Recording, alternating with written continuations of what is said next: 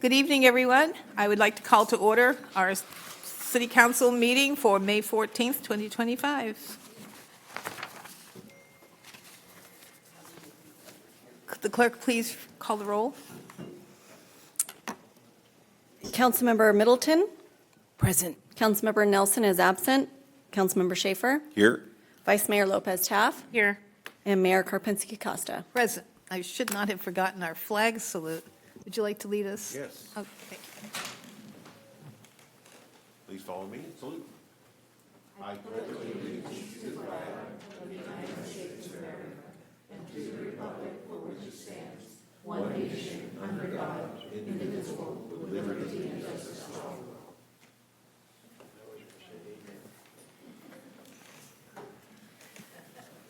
Okay. And we have a video statement, I think, is next. This meeting of the Citrus Heights City Council is live and recorded with closed captioning. It is cable cast on Metro Cable Channel 14, the Local Government Affairs channel, and the Comcast and DirecTV Uverse cable systems. It is also live streamed at citrusheights.net. Tonight's meeting replays on Monday, May 19th at 9 a.m. on Metro Cable Channel 14. And the video can also be viewed on the city's YouTube channel. Okay, next item, please. Next item is approval of agenda. move approval. Second. Moved and seconded. All those in favor, say aye. Aye. Motion passes. Next item, please. Next item is presentation number 4, proclamation of the City of Citrus Heights proclaiming May 18th through 24th, 2025 as National Public Works Week. And I've asked Vice Mayor Lopez Taft to do this proclamation. All right. Let's invite the General Services Department, the lovely Regina Cave. All right. Proclamation of the City of Citrus Heights proclaiming May 18th through 24th, 2025 as National Public Works Week. Whereas public works professionals focus on infrastructure, facilities, and services that are of vital importance to sustainable and resilient communities and to the public health, high quality of life, and well-being of the people of Citrus Heights. And whereas these infrastructure, facilities, and services could not be provided without the dedicated efforts of public works professionals who are engineers, managers, and employees at all levels of government and the private sector who are responsible for rebuilding, improving, maintaining, and protecting our nation's transportation, water supply, water treatment and solid waste systems, public buildings, parks, and other structures and facilities essential for our citizens. And whereas it is in the public interest for the residents, businesses, civic leaders, and youth of Citrus Heights to gain knowledge of and to maintain an ongoing interest and understanding of the importance of public works and public works programs in our community and throughout the region. And whereas the year 2025 marks the 65th annual National Public Works Week sponsored by the American Public Works Association, and whereas the APWA has selected People, Purpose, Presence as the theme for National Public Works Week 2025, which symbolizes how public works connects us all, whether through infrastructure or first responder services, and how public works professionals enhance the lives of the communities they serve. And now therefore be it resolved that the City Council of the City of Citrus Heights does hereby proclaim the week of May 18th through 24th, 2025 as National Public Works Week, and urges all citizens to join with representatives of the American Public Works Association and government agencies in activities, events, and ceremonies designated to pay tribute to our public works professionals, engineers, managers, and employees, and to recognize the substantial contributions they make to protecting our national health, safety, and quality of life. Wow.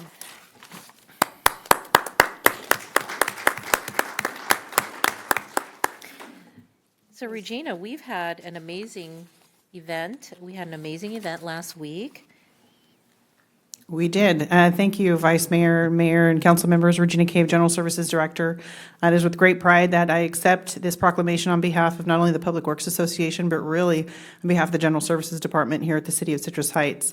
Our team takes a lot of pride in the services that they provide to this wonderful community on a daily basis. They are very dedicated, very hardworking. And in addition to all of those items that you mentioned there, yes, we did hold an event last week to pay tribute to Public Works, but also we expanded it to tools of the trade, recognizing there are lots of other trades that many people don't think have a nexus to Public Works, but they really do. We are charged not only with roads and sewer systems and water and what have you, those very obvious items, but things like buildings that people don't think are actually operated and maintained by Public Works. So we had various vendors that provide services to facilities, to fleet, to our stormwater system, to our roads, et cetera. And so I'm hopeful that folks who did come out, or maybe those who didn't, might start to pique an interest in Public Works and see all the wonderful careers that the industry has to offer, and maybe can become kind of a succession plan for the General Services Department and come work for us in the future. What do you think attendance was for that? You know, we typically go based upon how many of the snow cones from the Kona Ice and popcorn bags from the kettle corn. So I'm thinking somewhere around 350 to 400 at least. Oh, that was good. Yeah. Good. That's good. So thank you very much. Well, we all get to comment. See, would you like to comment? No, sure, I'll comment. I just think our General Services Department is amazing. All the work you guys do. I'm delighted to see our Communications Department is really getting the word out on all the great projects that we have that we're working on now. Looking forward to get Sunrise Boulevard paved, resurfaced. I'm just thank you very much for all the hard work you do, Regina. I Appreciate have it. a wonderful team who does it, so. You can. You know I can't talk. Ditto. Thank you. Councilmember Middleton has a sore throat and lung infection, Oh, and she's very brave to be here today. Well, otherwise, because Councilmember Nelson is ill, and so otherwise we'd be a scant council, but thank you, Portia, for being here. She said ditto. yes. Thank you.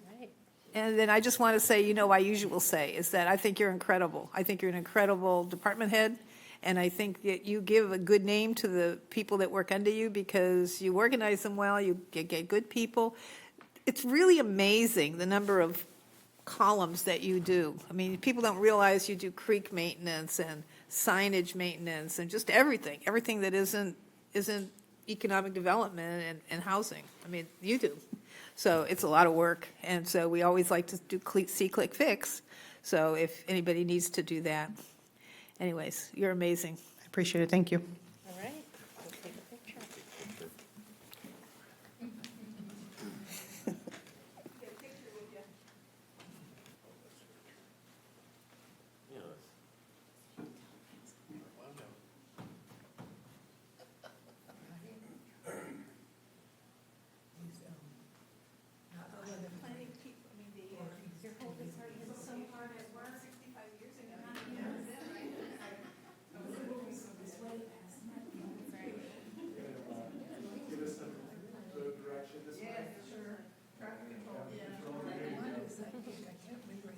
Okay, 1, 2, 3.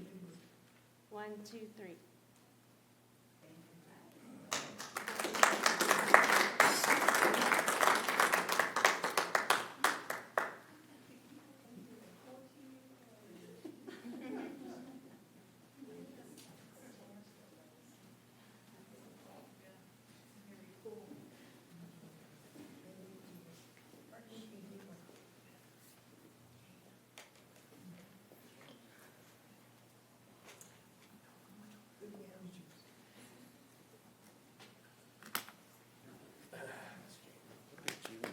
Good leg.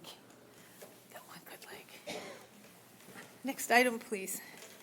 The next item is presentation number 5, proclamation of the City of Citrus Heights proclaiming May 11th through 17th, 2025 as National Police Week. Great. So can I read the proclamation and then I'll give you an opportunity to speak? All right, thanks for coming to the podium. I didn't even have to ask for it. So proclamation of the City of Citrus Heights proclaiming May 11th through the 17th, 2025 as National Police Week. Whereas in 1962, President Kennedy proclaimed May 15th as National Peace Officers Memorial Day, and the calendar week in which May 15th falls as National Police Week. Established by a joint resolution of Congress in 1962, National Police Week pays special recognition to those law enforcement officers who have lost their lives in the line of duty and for the safety and protection of others. And from the beginning of this nation, our law enforcement officers have played a vital role in safeguarding the rights and freedoms which are guaranteed by the Constitution in protecting the lives and property of our citizens. And policing in the United States is a noble profession. They have tremendous responsibilities, perilous challenges, and a great importance to American society. The actions of any police professional in an instant can change lives and influence individuals in impactful ways. And it's important our citizens know and understand the challenges, duties, and responsibilities of their police department and the necessity for working together with them in maintaining law and order. And it is fitting and proper that we express our gratitude, dedication of service, for the dedication of service and courageous deeds our law enforcement officers and for the contributions they have made to security and the well-being of all of our people. And now, therefore, be it resolved, the City Council of the City of Citrus Heights does hereby proclaim May 15th, 2025 as National Police Officers Memorial Day, and the week of May 11th through 17th, 2025 declared as National Police Week, in honor of all the police officers who their courageous deeds have served communities across the country.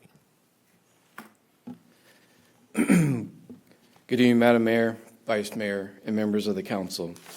My name is William Dunning, your Special Operations Lieutenant. It is with great honor I accept this proclamation on behalf of our department as we gather to observe National Police Week.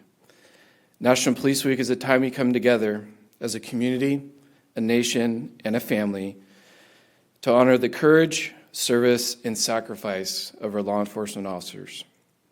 This week is more than just recognition of uniforms and badges.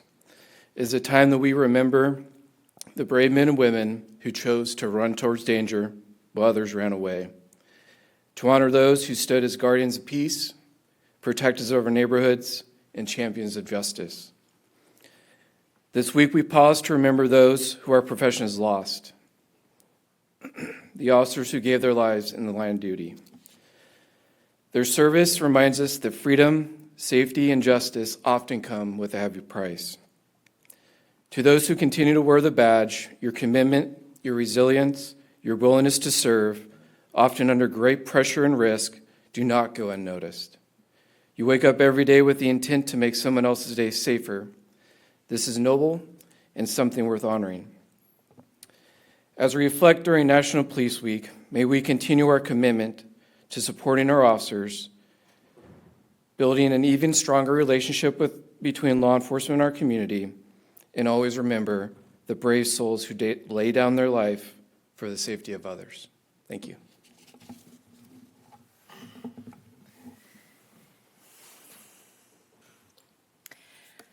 You know, I had a conversation late this past week about our police officers, and I said, you know, not every city gets to be proud of their police officers, and not every city is supportive of their police officers. Well, we are.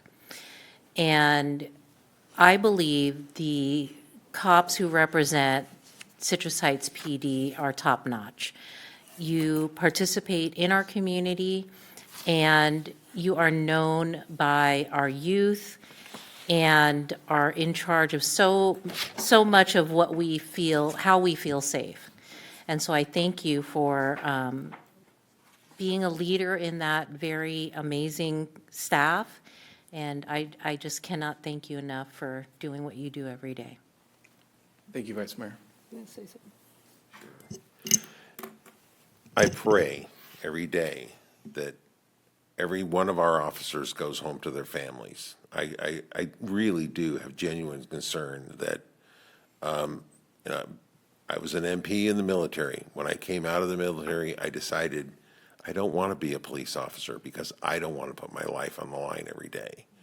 And I admire deeply those who are willing to take that kind of step, and thank you for that. Thank you. Ditto. I'm sorry, I don't mean to laugh at you. I just think. And finally, I did not know we had a police week, and I'm just glad to see we do. And I'm thinking next year we ought to do a little more than a proclamation and maybe have a little get-together with our police prior to the council meeting where we can meet more police and shake their hands. We love our police department. This has been clear since 2005 when we first started it. And I think that we see the highs and the lows of police. We've seen police go and come from our city, youngsters that, I've gone to some of the badge when the chief puts the badge, and I see the families, and the families make the same commitment that their spouses do when they sign up. It's a sacrifice of a family as well as the individual. And I just am always looking at the families, think, you guys don't know what you're getting into. You know, this is like, we have some criminals in our city, and you're really fast at getting them. So we appreciate all the efforts you get and the risks that you take, and we support you 100% in your job. So if there's anything, we always do say, whatever your police department needs, we're here for you. So Thank you, Madam Mayor. with that, we got some more picture taking. Yes. Chief's over there.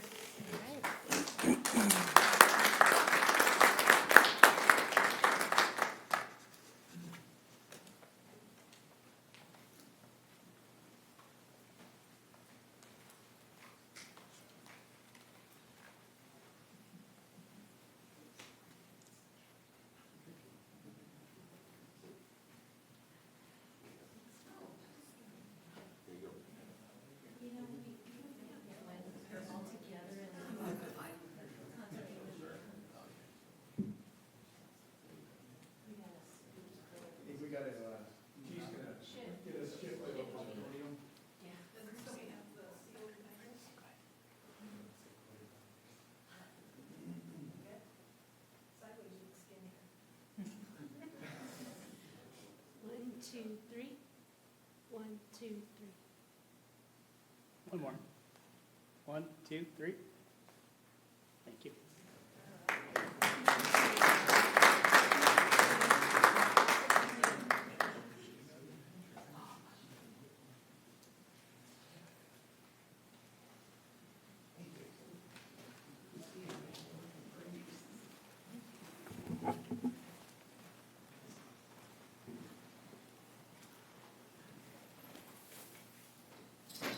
Be nice to have like a little reception for the police. Yeah, I think that's a great Ahead of- idea. Very good idea. Okay. Our next item, please. Our next item is public comment, and if you wish to address the council during the meeting, please fill out a speaker sheet and give it to the city clerk. When you're called upon to speak, step forward to the podium and state your name for the record. Speakers are limited to 5 minutes each, and the mayor has the discretion to adjust the allotted time. There is a countdown display that will flash red at the end of the allotted time. Consistent with the Brown Act, the council is prohibited from engaging in a discussion or taking action on any item not appearing on the agenda. And Mayor, I do have one speaker sheet from the audience, and then I do have one public comment to read. Okay. So I'll call Alfred Sanchez.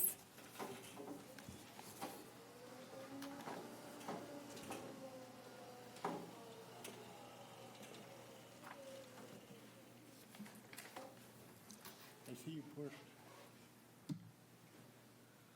Hate this because I always got to look over there. I can't hear you.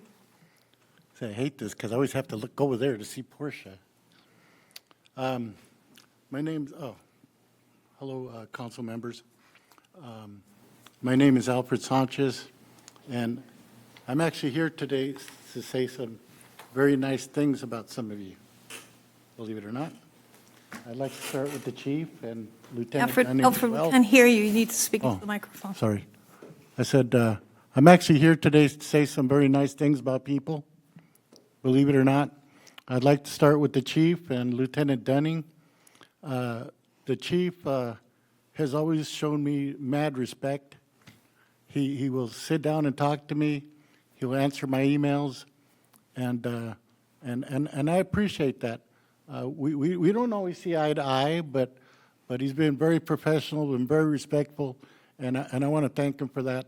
In fact, as we're talking about Police Week, I can't think of a time when I talked to an officer, whether I come in and need to talk to somebody or whatever, that they've been disrespectful or anything, and I appreciate that a lot. Amy Van, she's worth their weight in gold. I don't know what they pay you, but they do not pay you enough. She has been so helpful to me in so many ways. I call her the Wizard of Oz. Without her, the city does not run. Ash actually asked to meet with me when he first started working here. And for those of you who know my background or have taken time to learn me, that is huge. I mean, it's such an honor. Ryan Jones, our city attorney, he always has a handshake and a smile. I appreciate that. And I miss the barbecues. Portia smiles. Because Portia, that's where I met Portia and Tim and so many of the council members. We had a big neighborhood barbecue. It lasted 12 years, and every October, all of the council members would come, and every other year, all the people that were running for city council would come. And that's where I met Portia, and that's where I met Tim. I met Sue Frost and Mel Turner, and everybody used to come out there. It was a great big deal. So I love you guys, man, for coming out and always having a smile and always having a professional demeanor. Mary Jane, I don't know you well. I'd like to get to know you better, but she always has, she always treats me well, when she sees me. She always says, hi, Alfred, shakes my hand. Kelsey's not here, and I was going to say the same about her. I want to have lunch with her sometime, get to know her. And one thing about Kelsey, I don't know if anybody else has noticed this, but you can be in a room full of people, and when she talks to you, it's like you're the only person there, and it's very nice. But anyways, I just wanted to say that I'm so grateful for this opportunity to speak, and that's it. Thank you.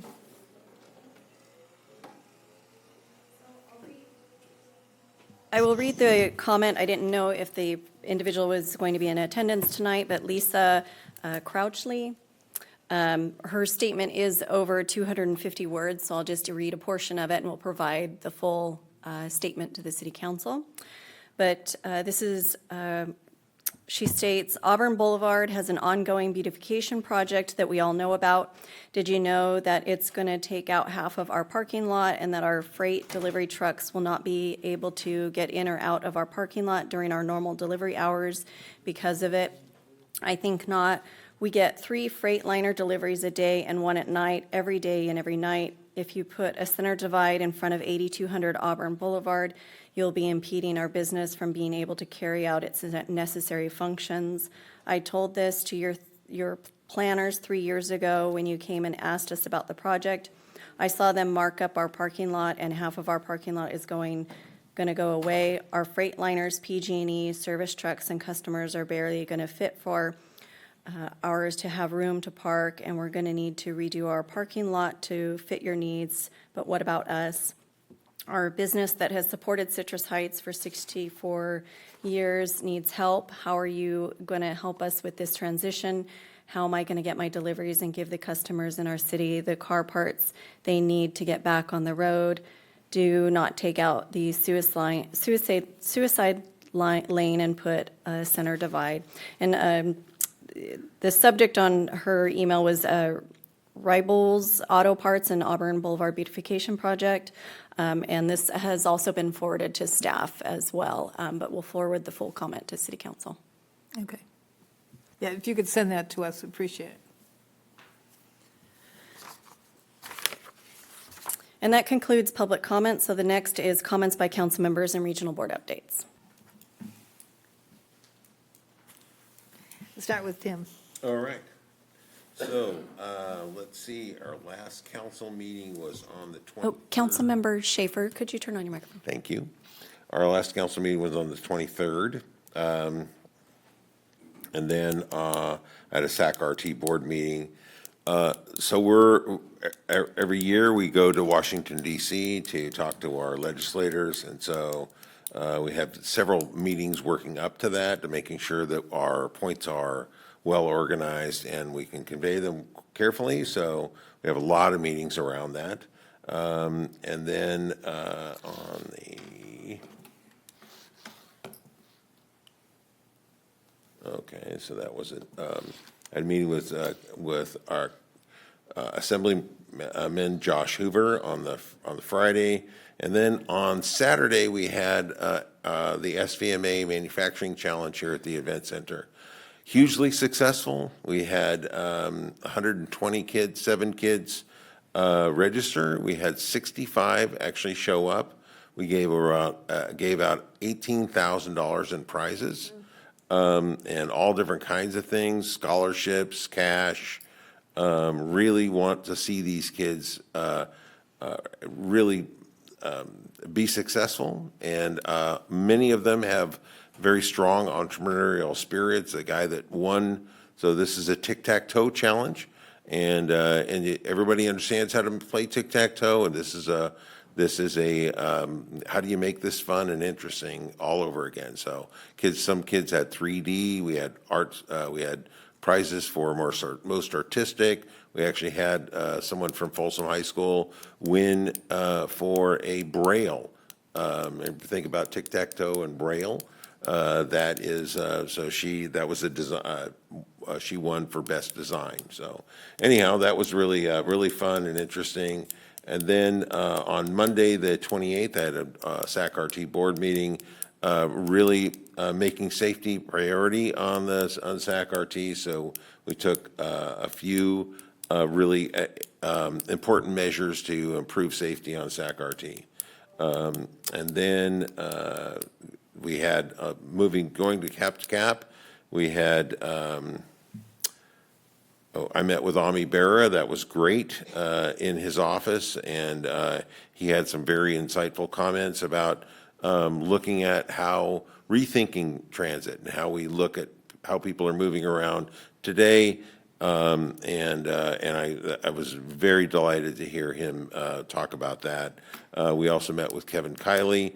Certainly my agenda was all around economic development and specifically supporting manufacturing. So it seems like all of our legislators were on the same page as far as supporting manufacturing. On Tuesday, the 6th, I had a White House appointment. This is a business office with Christine Glassner. She's a special assistant to the president in intergovernmental affairs, where we talked about the need for improved service from light rail perspective. Then on Monday, the 12th, I had a SACOG meeting that we talked about more what the other teams did at R&D, or sorry, at Cap to Cap. And then we're up to date. That's it for me. I probably skipped something, probably missed something I always do. Councilmember Middleton, do you have anything to report?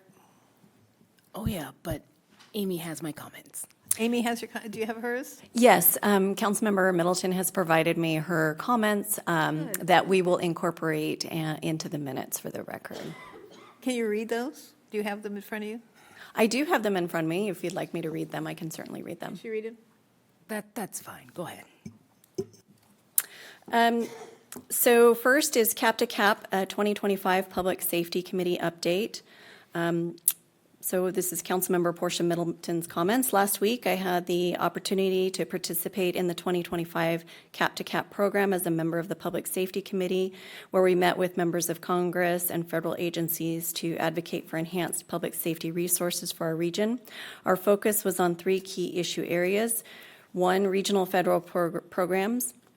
We urged Congress to fully fund programs that support our first responders and strengthen emergency preparedness, including AFG and SAFER grants for fire equipment hiring and training, a COPS hiring program to expand our law enforcement capacity, mobile crisis response teams to address mental health emergencies, urban search and rescue and homeland security programs that protect both rural and urban communities.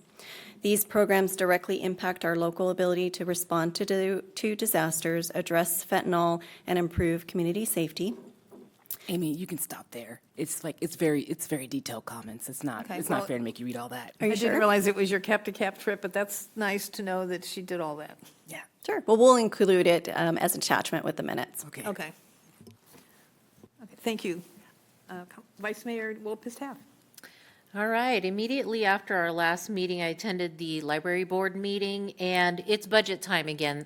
So we are reviewing the budget. I am an alternate on the budget subcommittee, so if they need me, they will call me, but I've been being kept apprised of all of the budget conversations at this point. Of course, I went to the Cap to Cap program, and I am on the workforce and education team as well as the civics amenities team. This particular trip, I ended up with a very bad knee issue, and so I didn't do a lot of events in the Hill, but we had parts of the program that I absolutely found a way to get to. And one of them was a meeting with the Department of Labor specifically around apprenticeships. And that is very exciting for me because how do you grow a workforce without apprenticeships for certain industries? And what was really exciting about that is we also met with the counterpart in California who supports apprenticeship coordination in California, and they are very interested. The president on his goals has 1 million apprenticeships. And so whenever there is a presidential goal, usually there are federal dollars that will follow. And they are looking at this region to be organized and be able to be granted those monies in order to develop the infrastructure to support apprentices to be matched with apprenticeships. And so that was very, very exciting. I also participated in several policy briefings. The secondary team that I had was civic amenities. And with that particular briefing, we had one that hosted a panel of speakers from their business district that they had been trying to build. And of course, with our ongoing conversations of what to do for our Sunrise Tomorrow plan, it was really interesting to hear how they revitalized a particular area, and they invited their business improvement district and those who were involved in revitalizing that particular area that happened to be a transit stop.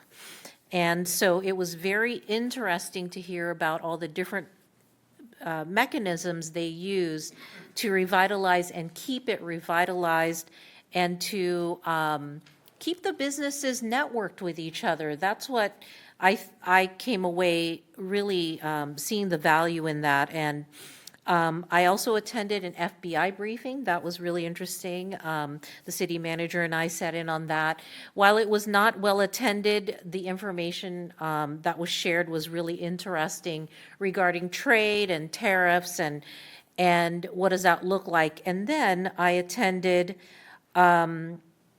another policy briefing specifically on tariffs and trade and the economic outlook from the U.S. Chamber of Commerce from the business perspective. And their perspective was that it is so far a wait and see.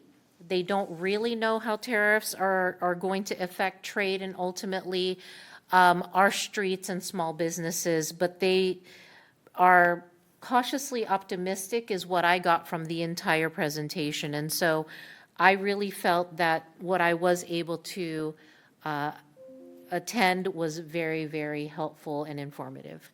I also enjoyed a great Mother's Day. So all the mothers that are part of our community, you know, hats off to you. We know it's hard work, and I hope you enjoyed your Mother's Day as well. Thank you, Mary Jane. I did not go to Cap to Cap. I was the designated survivor. So Okay, hang on, let's see. So the last council meeting was April 23rd.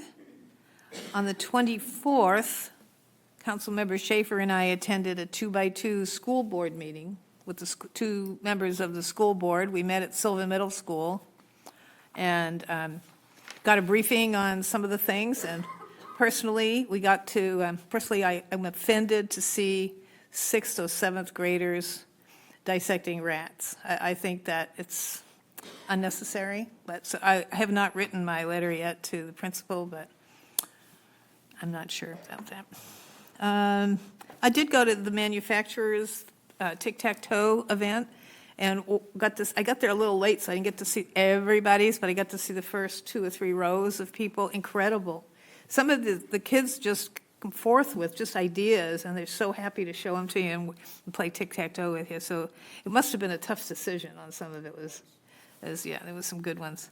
I went on the 28th to the Area 10 SOAR meeting, and we had Lieutenant Dunning give a lowdown on the POP officers, and a representative from SMUD came and talked about what supposedly is a small percent increase in your SMUD bill, that they hit you a little bit at a time so you don't see it all at one time, but the SMUD is going up. My favorite thing I did was on May 1st, the Historical Society put on a presentation here on the anniversary of the Roseville bombs that went off at the Roseville Rail Yard.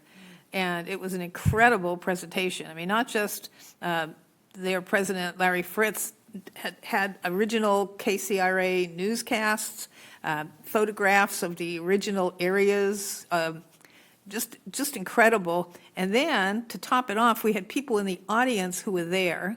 One lady still has a bomb in her yard. And another guy remembers being one of 12 children with glass coming through. I mean, just telling their personal stories made you feel like you were there. And it was very well done. I mean, so that was very good. And then on the 2nd, I delivered a certificate of recognition for the new Mathnasium in Citrus Heights, the one that's down next to Yogurt and Dos Coyotes. It's a math tutoring. They're going to do math tutoring for students. It's a franchise. There's one that was the one that joined the chamber is in Roseville, but then so they're all separate. They're little franchises. Mathnasium.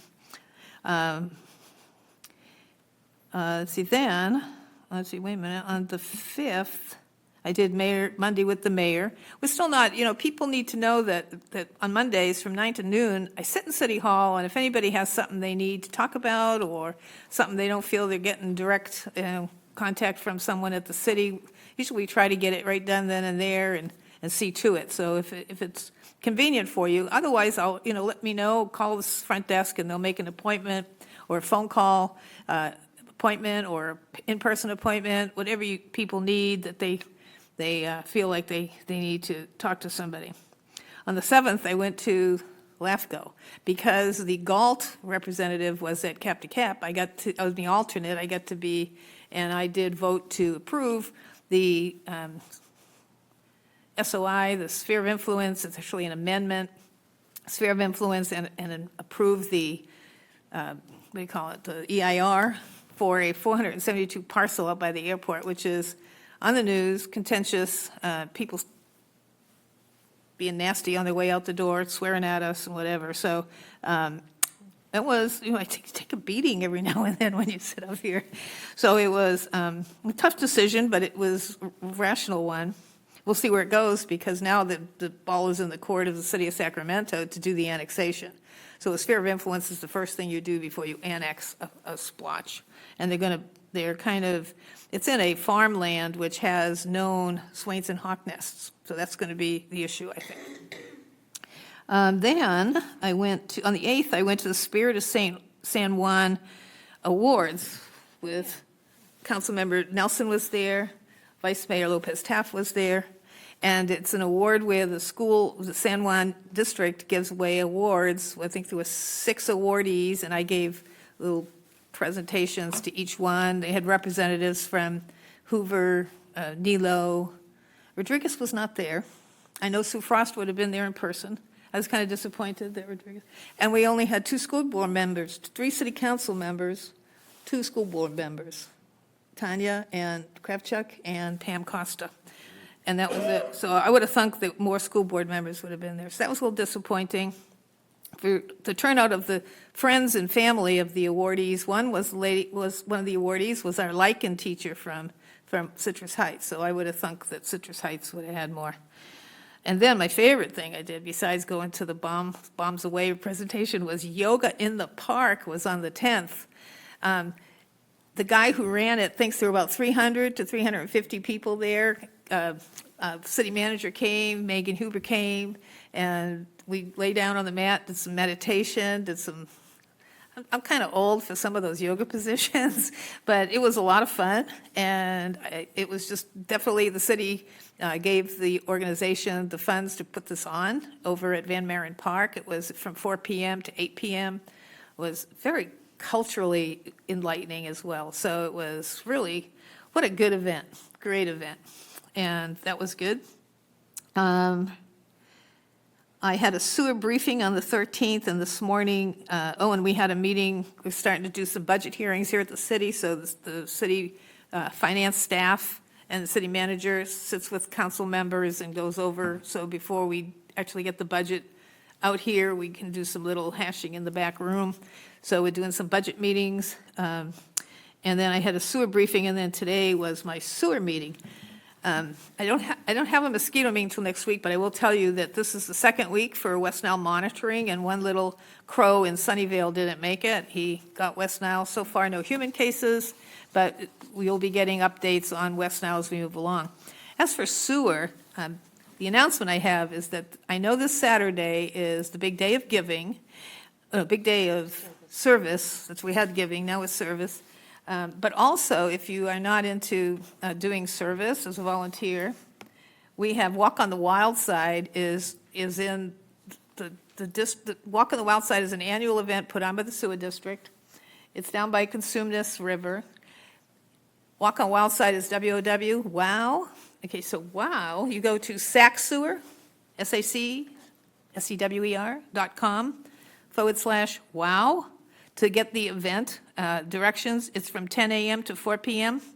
That they have a little listing of events that are going to be happening, and dozens of environmental and conservation exhibits. Music by Silly Little Mama, puppet shows by Pop and Go.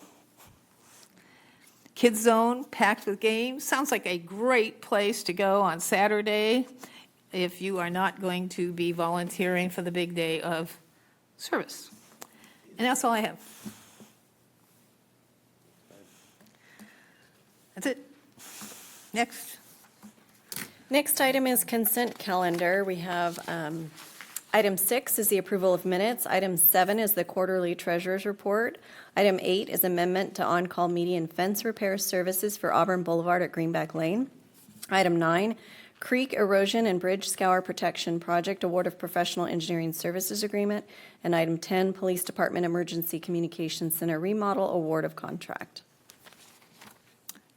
Does anyone wish to pull out an article for separate vote or discussion? Move approval.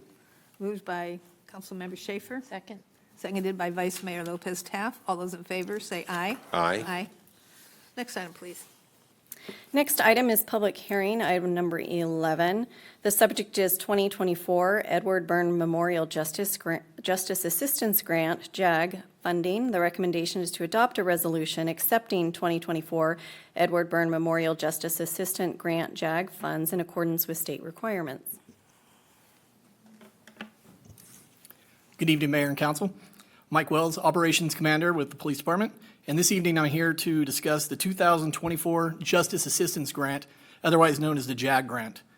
To receive funds from the grant, it does require that we allow public hearing. Under the JAG Grant, cities and counties receive federal funds to augment public safety expenditures. The funds awarded from this grant must be used for law enforcement activities to include equipment needs. Our police department was awarded $21,318 for the 2024 JAG grant, which must be expended by September 30th. The police department is requesting to strategically use these grant funds to support the department's equipment and training initiatives. This request will support our goal to provide exceptional police services to the community and enhance officer safety. Funding from the grant will specifically be used to purchase and replace outdated portable radios. There are no matching fund requirements, and the purchases will be made in accordance with the city's adopted purchasing policies and procedures. At this time, staff is recommending that council to adopt a resolution accepting the aforementioned recommended expenditures for the 2024 JAG grant. And with that, I'm willing to answer any questions you may have. Does anyone have any questions? I'm going to open the public hearing. Are there any public comments? Seeing none, I close the public hearing.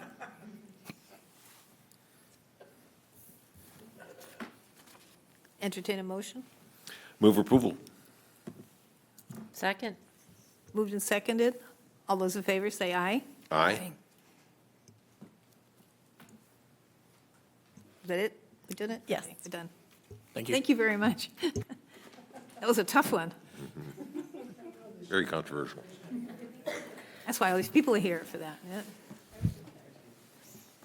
Yeah. So the next item is regular calendar, item number 12. The subject is a memorandum of understanding with Sacramento Transportation Authority regarding coordination of the State Transportation Improvement Program funding applications for Sacramento County. And the recommendation is to adopt a resolution authorizing the city manager to execute an MOU with the STA and member agencies regarding coordination of State Transportation Improvement Program funding applications and communication on the federal funding program. Good evening, Mayor, Vice Mayor, and City Council members. I don't necessarily have a presentation this evening on this item, but we'll be glad to entertain any inquiries or questions that you may have. So for the purpose of the public, as well as some education for the council, this item requests authorization to execute a memorandum of understanding with the Sacramento Transportation Authority for the SACOG STIP program. Now, the Sacramento Transportation Authority is responsible for administering the half-cent sales tax here in the Sacramento County, which Citrus Heights, along with all of the other incorporated cities and unincorporated county, are part of that benefit. SACOG, which is the Sacramento Area Council of Governments, is responsible for being the MPO, or the Metropolitan Planning Organization, for the 6-county region, which includes Sacramento County region. And this MOU is the culmination of about 7 years' worth of efforts that Citrus Heights, as well as all the other agencies in Sacramento County, have put forth to try to influence some change with SACOG for the STIP program. STIP funds do come to SACOG and historically have been part of a grant or a competitive grant program. Looking at Placer County and El Dorado County, historically they have received their allocations directly and have been able to rely on those funds that would come to their agencies and be able to have some assurance that they would have a set amount of funds coming every cycle, in addition to the other program funds that they are allowed to compete against. So for several years now, we've been working to try to figure out how we could have the STIP funding separated from the other federal funding that comes from SACOG and be able to receive an actual allocation that we can rely on. So this MOU allows all of the agencies within Sacramento County, including the unincorporated, to receive our allocation, which altogether for non-transit program, so this would be essentially your complete streets types of projects, we would have over $22 million in this 2-year cycle. Now, the MOU also allows us some flexibility where we could barter or allow loaning to another agency that is included in that MOU for this round, this upcoming round, which was the 27, 28, 29 cycle. And then when the next cycle comes after that, the other 2-year cycle, we would get our allocation for that term, as well as the 1.1 million that's identified within this current cycle. So we would be able to utilize those funds much more efficiently. As you know, complete streets projects are very expensive, and to put forth a project or come up with something to utilize that $1.1 million, we really don't get as big of a bang for our buck. So the intent is, this was very strategic, that we enter into this MOU. We will also execute a subsequent MOU with City of Sacramento to loan them our $1.1 million allocation to put forth towards one of their larger projects. And then in the near future, when we come back for our San Juan Phase 2 project, we will be able to have 2 cycles worth of STIP funding, in addition to still applying for some other competitive grant programs through SACOG. You can blame me for putting this on the general calendar instead of on consent, because I have questions. So my first question is, the way, and I understood the staff report, and if I read the resolution, it even makes it really clear. So the state provides, funding from the state funds, and that goes to SACOG. That is correct. I'm just trying to figure out where STA, sometimes I'm the smartest person in the room, and other times I am the dumbest. And this one, I do not understand, and I sat on STA for a year. I still don't understand the role of STA in the distribution of state funds. I thought they only were formed to do something with the Measure A sales tax. So it is correct that the Sacramento Transportation Authority, their primary responsibility is administering the half-cent sales tax, the Measure A here in the region. But they are also a partner as part of our transportation planning and coordination within the Sacramento region. As I mentioned earlier, back in about 2019, with our partners at the STA, along with unincorporated Sacramento County and all of the agencies, we all got together and looked. You say, wait a minute, you say partners, it was got to do with the sales tax?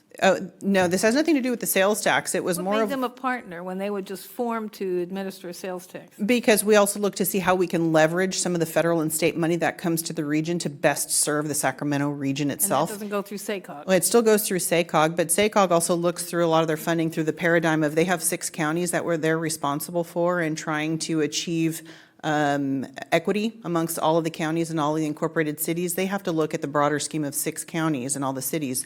Whereas Sacramento Transportation Authority looks more at what can we do best to get as much money just for our unincorporated Sacramento County and all the cities within Sacramento County. So that's why they've been part of this partnership.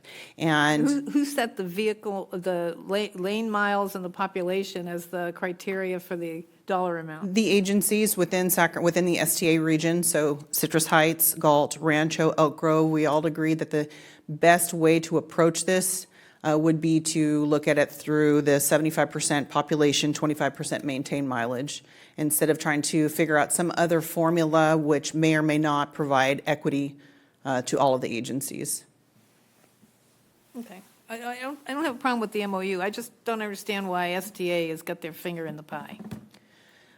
Essentially, somebody has to do it, and we Does the didn't. money go to their bank? No, it does Or not. it's distributed to us? It does not. Who holds the cash that's distributed that comes in? It's actually still through the feds and through Caltrans. So all this is just simple paperwork when it comes down to it, and we have to submit allocation for our funding. We still have to go through the CTC, which is the California And they Transportation transfer it to Commission. the jurisdiction as you do the project? Well, yeah, as we do the project, we submit reimbursement through Caltrans.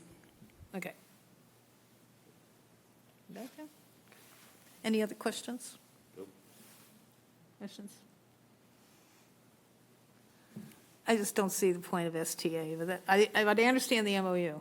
But of course, now if you wait 2 years to do your complete street, it's going to cost more in 2 years than it would have cost this year. So sometimes the increase in cost by waiting longer to do the project. So the money will become available until about a year or so from now. By the time you actually submit a grant application and you're awarded those funds, you still have to go through the process. But when you transfer some to Sac City, the city, and then they get yours this year and you get theirs next year, right? We would get ours the following program year, which would be about 2 years from now. Yeah, so what I'm saying is that if you took your shovel-ready project now, it would cost less now to do it than it will in 2 years. And if we had a shovel-ready project that we would be able to apply it to, we would be more than happy But to. we're not shovel-ready. We do not have any that are not that aren't shovel-ready, Shovels, that already don't have We're funding. lacking shovels. Okay, so we have a motion. Move to approve. A second? All those in favor say aye. Aye. Okay, thank you, Regina. Didn't mean to give you a hard time, it's just I know you're not STA. I never understood STA. Thank you.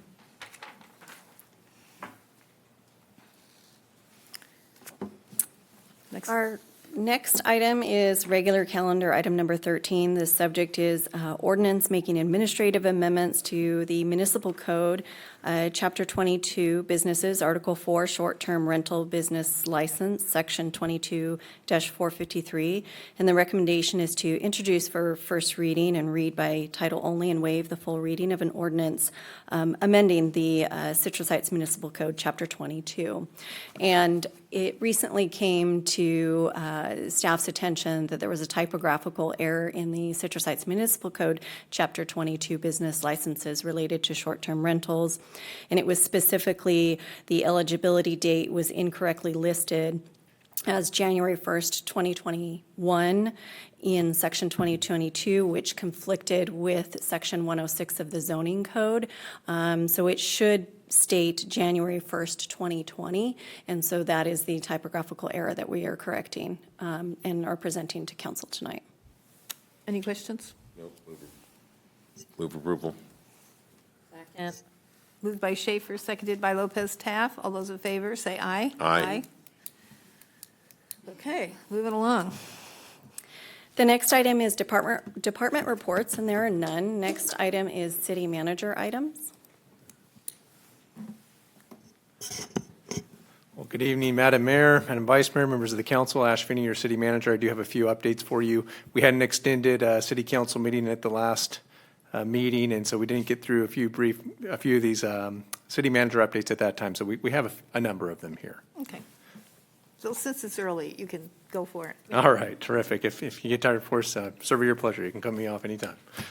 Chip-in Day. We had a fantastic volunteer event. Just want to express gratitude to all our volunteers that turned out for this, as well as our staff team and Armando Velasquez, who really organizes and kind of is the heart and soul here on the staff side of these volunteer events. So this one involved sprucing up the police department landscaping with some chips, wood chips, and you can see a great turnout, and boy, a lot happens when you have many hands. It makes light work. So thank you for all those that participated, and it was on Earth Day. Tree City USA for the 7th year. So Citrus Heights is recognized for our tree canopy and the investment that the city council and the community puts into a healthy tree canopy. So it's fantastic that we've been recognized this for the 7th year in a row, and it helps keep our city beautiful, sustainable, and full of life. A big day of service that was talked about earlier, but that's coming up Saturday, May 17th. So if you have not signed up for a big day service event, there's still time. We have this QR code here. We have information on our website, and there's information too on bigdayofservice.us. Public Service Recognition Week. We can see a mayor signed a proclamation that recognized public service, and that was held from May 4th through 10th. That commemorated the work city employees perform every day to keep the community vibrant, running, and thriving, and just appreciate all the work that's done in improving the quality of life for our residents and businesses, and appreciated the mayor signing this proclamation on behalf of the council. And of course, our team. Hey, you may have received one of these in your mailboxes. Put it on your fridge. It's great to remember the dates. I know I've got one on my fridge. But we have all of our terrific events that the city council has approved and our staff is excited to host. We just talked about Tools of the Trade. City Scoop series is coming up. Stars and Stripes. Chip-in Day. We have another one. If you weren't able to make the one we just held in April, we've got another one in October. We have a spring and fall event, State of the City. Here our mayor address the city and everything that's happened over the course of the year. And of course, our holiday tree lighting. We also have some other events down at the bottom. And then on the back of the flyer too, we have some information about our POP team, some of the roadway projects that we have, as well as other items. So if you haven't had a chance to take a look at it, I encourage people to do so. And then talking about shovel-ready projects, Sunrise Boulevard resurfacing. This has been in the news, and this is really part of the city council's 3-year pavement strategy. We're seeing that really come to light. We have Sunrise Boulevard that's going to be resurfaced from Madison up to Greenback. That work is really starting, and you're going to continue to see that happen over the course of the next month and a half. As I mentioned, we have press release. We've been working with our businesses to make sure that they have the word out. It's primarily night work There will be minimal impacts during the day. There will be a flashing signal at some point towards the end of the project, but the good news is at the end of it, we'll have a resurfaced Sunrise Boulevard for the first time since cityhood or before then. So appreciate Director Cave and her team in their efforts to make this happen. Appreciate the city council's support of our pavement strategies around infrastructure too. And then Auburn Boulevard Phase 2. We have rolled out a shop local marketing campaign there. There's been some work done with our businesses to make sure that we're going to be highlighting those businesses, as well as some videos that are featured. So look out for this. The businesses are open as we're beautifying Auburn Boulevard. We want those businesses supported. So your staff team has been working to ensure that we're getting the word out on that. And if you're watching tonight, plenty of great businesses in the Auburn Boulevard area. I know I've been frequenting them and enjoy them, and so we encourage others to too. So we'll have more on this. And that concludes my updates. I have a question. So no family fun day this year. Did we were going to think of some sort of a smaller event. Have we got something for that? Yeah, Director Cave is going to be sharing some information with the council on that here shortly. Okay, so I just wondered on the dates, you know, when we're saying save the dates, if you had a date in mind, let us know soon so that we could get it in our calendars. Yeah, absolutely. We'll be talking more with the council about dates and then some ideas around that here Okay. probably within the next month. Okay, good. Any questions for the city manager? What's the next item? Next item is items requested by council members or future agenda items. Anyone have requests or future agenda items? Tim, anything? Nope. Nope? We're good? So we're going to go to closed session. So I don't adjourn this and go to closed, we just go to closed? Correct. You do see if there's any public comment on the item include. Okay, going is into there closed any- session. Any public comment that you got for the closed session? No, I have not received any. Well, who's to comment when it just says anticipate litigation? It's very rare to have a comment going into closed session, but you do legally have to ask. Okay. I mean, if it said who we were suing, then maybe we don't even know if we are, so it doesn't even, nothing to comment. Are we suing anybody or somebody? No, suing us? that We was don't know. anticipated. It's anticipated. That's the difference between ongoing and anticipated. Okay. So we come back and report at the end of the closed session. Okay.